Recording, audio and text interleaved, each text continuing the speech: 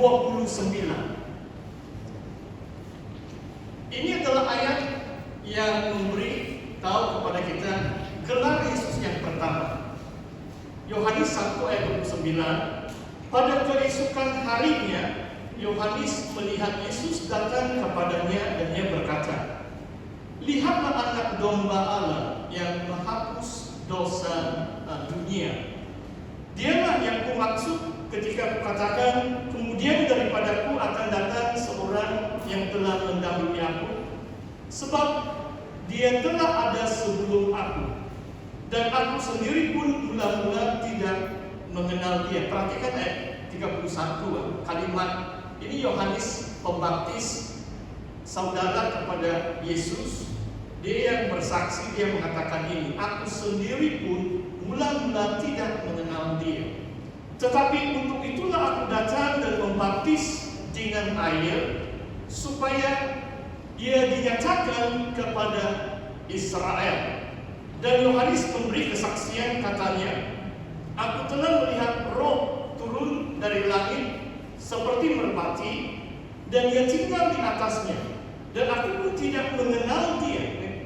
Perhatikan kalimat kesaksian Yohanes, "Aku tidak mengenal dia," diulangi pada ayat 33, "dan aku pun tidak mengenalnya, tetapi dia itu Allah yang mengutus aku untuk membaptis dengan air, telah berfirman kepadaku, jikalau engkau melihat Roh itu turun ke atas seseorang dan tinggal di atasnya, dialah itu yang akan membaptis dengan Roh Kudus.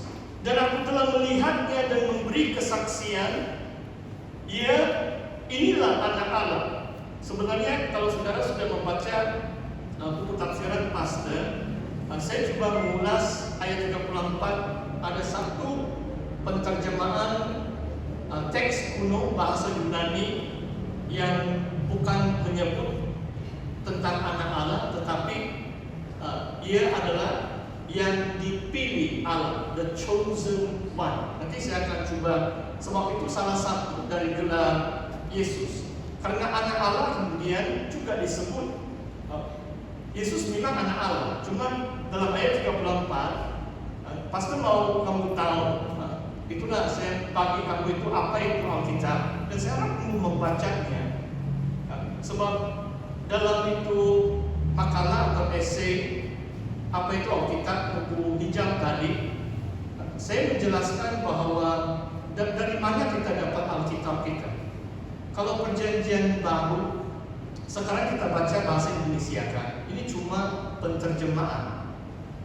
Bahasa Malaysia pun penterjemahan, Inggris pun bahasa terjemahan. Sebenarnya yang aslinya adalah bahasa Yunani, tetapi teks Alkitab bahasa Yunani berbagai. Pada abad-abad yang pertama, salinan teks asli bahasa Yunani mungkin sampai ribuan. Maksudnya banyak ini salinan teks kuno.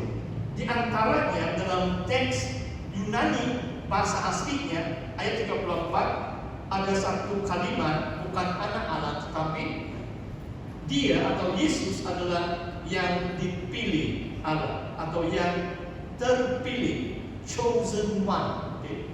Cuma poin ini saya harap mau dibaca, nanti saya akan coba ulas juga. Dan dalam bahagian firman Tuhan ini ada beberapa perkara yang sangat penting. Saudara, saya berdoa bila kamu datang dalam kelas ini kalau tentang hal-hal rohani, bukan hanya menambah pengetahuan. Kalau hanya teori atau akademik atau pengetahuan semata-mata tidak begitu berfaedah untuk sesiapapun. Saya berdoa supaya melalui pembelajaran firman Tuhan kita mengenal Tuhan Yesus. Yohanes Pembaptis 2 kali mengatakan, "Aku tidak mengenal dia." Mengenal Tuhan Yesus bukan sesuatu perkara yang mudah. Ini yang poin yang pertama yang saya mau tekankan, apalagi kamu masih remaja. Ada satu kerinduan, keminatan, dan pencarian. Maksudnya kita perlu mencari Tuhan. Ada satu kerinduan dalam hati untuk kita. Yohanes Pembaptis sebagai nabi hamba Tuhan yang Tuhan utus pun, dia mengakui bahwa aku tidak mengenal dia. 2 kali dalam bagian teks ini, Yohanes Pembaptis mengatakan aku tidak mengenal dia. Jadi kalau ada di antara kamu yang sudah mungkin 2-3 tahun datang di gereja, tapi belum mengenal Yesus secara pribadi, saya memahaminya. Dan jangan kamu rasa terlalu kecil hati. Cuma nasihat saya adalah dalam waktu kita datang dalam ibadah hari Minggu atau kelas seperti ini, kita perlu ada satu kerinduan. Kita perlu datang dalam doa kerendahan hati untuk mengenal Yesus.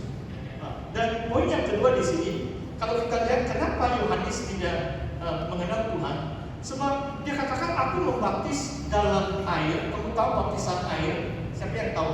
Saya harap kamu boleh respon. Kalau jangan segan angkat tangan. Maksudnya pasti bilang, kamu tahu nggak apa itu baptisan air? Tahu kan? Itu kalau kita sebab sekarang PCP kedalaman tidak boleh baptis. Tapi waktu zaman Tuhan Yesus, Yohanes Pembaptis dia membaptis di Sungai Yordan.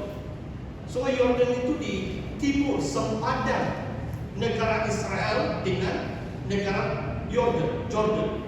River Jordan itu sempadan dia, hampir membahagikan Israel sebelah kiri lah kalau kita lihat peta ini, atau sebelah barat, dan sebelah timurnya adalah negara Jordan sekarang. Jadi di Sungai Yordan, Yohanes Pembaptis membaptis umat Israel yang datang kepadanya dalam air, termasuk Yesus. Yesus dibaptis di dalam air. Okay? Jadi dalam ayat ini mengatakan, aku membaptis dalam air, tetapi dia merujuk kepada Yesus akan membaptis dengan Roh Kudus. Ayat 33. Sebenarnya di sini tidak disebut satu gelar, sebab tajuk perkongsian dalam beberapa minggu ini adalah tentang 7 gelar Yesus. Sebenarnya saya boleh menambah satu lagi gelar. Kalau kamu ada buku nota, kamu boleh catat. Satu lagi gelar Yesus, satu lagi fungsi adalah Yesus adalah pembaptis Roh Kudus. He's the baptizer of the Holy Spirit. Tuhan Yesus yang membaptis orang yang datang kepadanya dengan Roh Kudus. Dan inilah kunci bagaimana manusia dapat mengenal Tuhan Yesus secara pribadi. Kita mengalami baptisan atau pencurahan Roh Kudus ini. Tuhan Yesus mau membaptis setiap orang yang percaya kepadanya dengan Roh Kudus.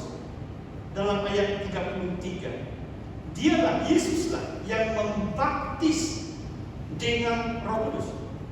Kalau saudara belum mengalami ini, mungkin ada susah sedikit, saudara boleh mengatakan aku mengenal Yesus. Karena melalui pembaptisan Roh Kudus, kita akan mengenal Tuhan Yesus dengan lebih dekat. Yohanes Pembaptis waktu itu dia bilang macam dia belum mengenal, tetapi memang kemudian dia mengenal Yesus. Dan kalau kita lihat dalam Injil Yohanes, waktu Yesus mati, hari yang ketika dia bangkit, hari yang ke-50, hari Pentakosta, dalam Kisah Para Rasul bab yang kedua, Tuhan mencurahkan Roh Kudus, dan umat Tuhan pada Pentakosta yang pertama itu menerima atau dibaptis di dalam Roh Kudus. Ya. Saya mau jelaskan perkataan dibaptis. Itulah tadi saya tanya kamu tentang baptisan air. Kalau kamu dibaptis dalam air, saya cepat, saya lupa itu nama. Saya mau buka balik dulu ini sebenarnya supaya saya ingat nama. Domi kan? Siapa yang Domi? Kamu? Domi? Sebutan pastor korek bagaimana? DI kan? Oh, DI. Kita sebab saya terbaca bulan macam DI. Kalau kamu kena baptis dalam air, kamu tahu gak kamu kena baptis? Apa perasaan kamu bila kamu dibaptis dalam air?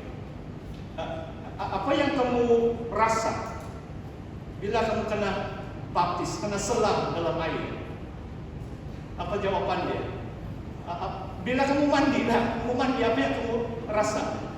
Basah bahkan. Ya itu. Minta maaf sama kadang-kadang soalan pastor lain itu susah kamu jawab.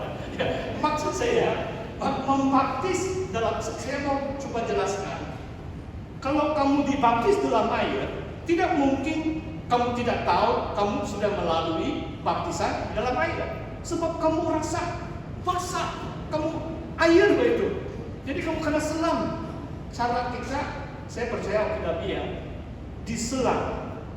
Maksudnya kita selam di dalam air. Tanda kita sudah mati, dikuburkan bersama Yesus. Bila kita bangkit dari air itu, tandanya kita mengalami kehidupan yang baru. Kuasa kebangkitan Yesus kita miliki melalui iman. Tapi baptisan air itu, kalau kamu melaluinya, kamu boleh ingatkan. Kenapa kamu boleh ingat? Sebab saya basah itu, saya basah, sejuk kadang-kadang. Begitu. Sama juga baptisan Roh Kudus. Kalau saudara mengalami baptisan Roh Kudus, Roh Kudus itu bukan air, tapi kalau Roh Kudus turun atas kamu, pasti kamu boleh cerita dengan saya. Nanti saya belanja di kopi-kopi. Dia boleh cerita, oh hari itu saya kena baptis Roh Kudus begini-begini. Saya rasa. Saya coba jelaskan perkataan baptis. Maksudnya kamu tidak boleh menafikan atau menyangkal pengalaman kamu. Baptisan air, kamu basah. Kamu diselam di dalam air, kamu merasa basah sepenuhnya. Demikian juga baptisan Roh Kudus. Bila Roh Kudus memenuhi jiwa hati kita, kita pasti tahu. Dan bila kita sudah dibaptis, itulah kuncinya, itulah rahasianya untuk kita mengenal Tuhan. Saya harap kamu menangkapi poin ini. Sebab dalam bahagian firman, dalam apa yang saya baca ini, mungkin pastor pun tidak begitu banyak menguraikan dalam buku. Sebab kalau setiap kalimat uraikan mungkin 2 kali ganda ini tebal di buku. Jadi supaya kamu mengerti ini baptis dan untuk mengenal Tuhan dengan lebih dekat, saudara dan saudari perlu saya dorong kamu untuk mengalami ini baptisan Roh. Dan baptisan Roh ini adalah suatu pemberian Tuhan mau. Bukan macam kita perlu doa panjang-panjang. Biasanya kalau kita lihat dalam Kisah Rasul, orang yang percaya Yesus dibaptis dalam air, serta-merta mereka mengalami baptisan Roh Kudus. Masa yang sama, ada 3-4 kali dalam Kisah Para Rasul. Orang yang terima Yesus, orang yang dibaptis dalam air, kemudian mereka terima baptisan Roh Kudus. Saya harap kamu paham, nanti ada masa yang sesuai, sebab ada kaedahnya. Di antara kaedah untuk menerima Roh Kudus adalah melalui penumpangan tangan. Itulah pastor secara jujur, saya kadang-kadang meratapi keadaan atau situasi semasa macam PKPP ini. Sebab kalau dipikir betul, kan, kita perlu ada pencarakan sosial. Kalau doa pun macam segan mau sembuh sebab mana tahu hukuman boleh begini dan sebagainya. Tapi jangan kamu takut. Kita ini orang beriman. Maksudnya kalau kita didoakan pun kadang-kadang itulah cara Tuhan untuk membaptiskan kita dengan Roh Kudus. Kamu faham maksud saya? Kamu faham maksud saya? Jadi saya dorong kamu, mungkin bukan malam ini, tapi kalau ada kelas-kelas yang lain atau dalam sesi ibadah, jangan kamu takut. Kalau pastor buat panggilan depan, kamu boleh pergi depan, dan saya boleh pakai begitu buka, dan kamu pun boleh pakai itu. Tapi pastor mau doakan kamu supaya kamu ada sungguh-sungguh mengalami pencurahan Roh itu. Sebab tanpa itu Yohanes Pembaptis pun tidak mengenal Dia. Itulah kuncinya untuk kita pertama-tama mengenal Yesus secara dekat dan kemudian bertumbuh di dalam Dia, mengalami pencurahan Roh itu. Ada soalan atau pertanyaan kamu?